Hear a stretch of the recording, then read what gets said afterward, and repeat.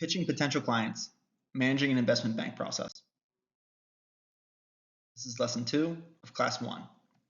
In this lesson, we'll review the attributes that clients look for when searching for an investment banking partner. Background.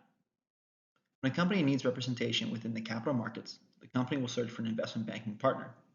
The company will allow a few select banks to take part in a competition to contest for the right and for the privilege to represent the company in the capital markets. The process of competing for a client's mandate is typically known as a bake-off or a beauty contest. Selecting an investment bank partner. Client engagement with an investment bank. Step 1. Identifying a capital markets need. The company's board and management team identify a need to capitalize its business to maximize shareholder value. The company could need capital for a variety of reasons, such as continuing the business, expanding the business, or selling the business. Step 2. Holding a beauty contest. The company will solicit interest from potential investment banking partners to compete in a bake-off or a beauty contest. Step 3. Banker selection and engagement. The company's management team will listen to all pitches and report back to the board on their opinion on which bank fits their needs best. Sometimes board approval is necessary for official engagement with the bank. Once the company has the green light to engage the investment bank, the company and the bank will negotiate and execute an engagement letter. This engagement letter is also known in short as an EL. How does a company select its banking partner?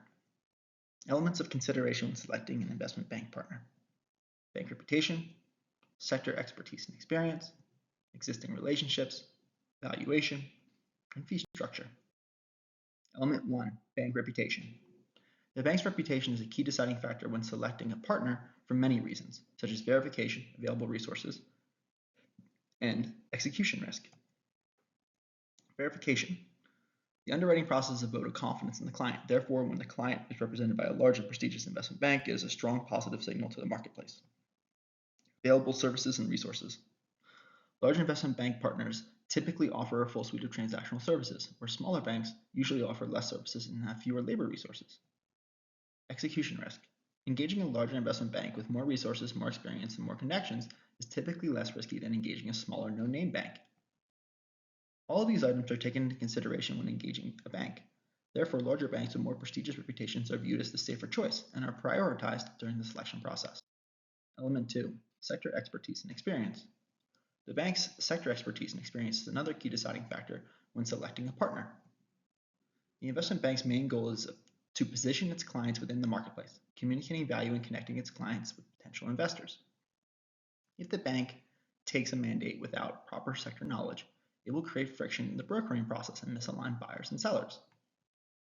Banker expertise and experience. The bank needs to communicate that it has senior practitioners that know the sector and know the company's underlying business. If the bank fails to communicate its expertise or experience during the bake-off, then the company will doubt the bank's ability to accurately communicate its true value to the marketplace.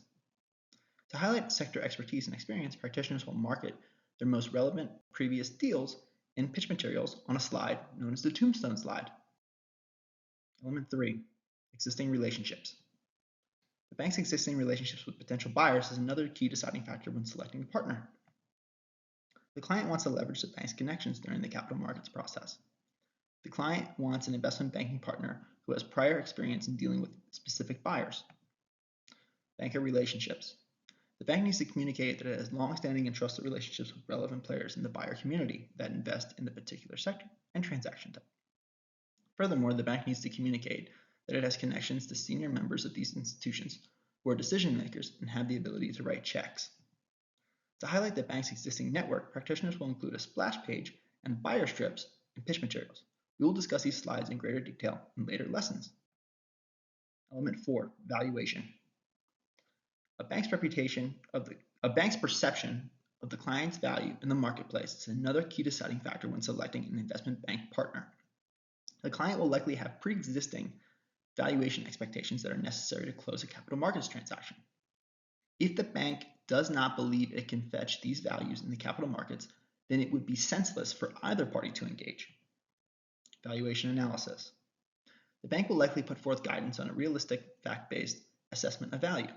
A motivated client will likely have reasonable expectations and is looking for an investment bank partner who can fetch current market pricing. Experienced clients will be able to sniff out investment banks who are putting forth fictitious pricing just to win mandates. So why is it disadvantageous to put forth a frothy valuation expectation? Well, because if the bank suggests an unrealistic valuation, then it will set client expectations too high and create an immediate disconnection between the bid-ask spread.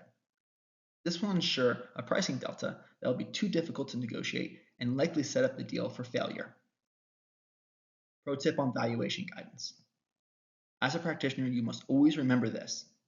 The client's value is any price that a willing and able buyer would pay for the company. The value of the company is not determined by a DCF analysis. The DCF or any other valuation may provide guidance and support for pricing, but ultimately the market determines the price, not an Excel spreadsheet. The client's value to buyer A might be very different than the client's value to buyer B. Therefore, it is the investment bank's job to position the client in the marketplace to maximize its value. Element 5, fee structure. The client will also weigh the bank's fee structure when selecting a partner. The fee structure can vary depending on deal and depending on bank, but typical market pricing is as followed. M&A deals, lower single-digit percentage points on total transaction value. Minority capital raises, mid-single-digit percentage points on total transaction value. So like M&A deals would probably be around 5 to 7%. M&A deals would probably be around 1 to 3% on a sliding scale, and then 5 to 7% for minority capital raises, once again on a sliding scale. So what I mean by sliding scale essentially is the lower the transaction value for M&A, the more likely it would be 3%, and then as the transaction value goes up, it slides down to 2, and then slides down to 1%. Okay.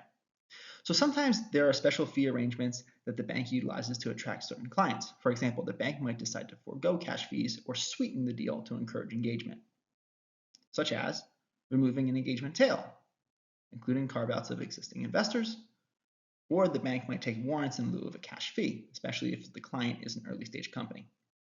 It is not uncommon for smaller banks to reduce fees to increase its chances of winning a prestigious client mandate for the purpose of future utilization of the tombstone as a marketing tool to enhance the bank's reputation.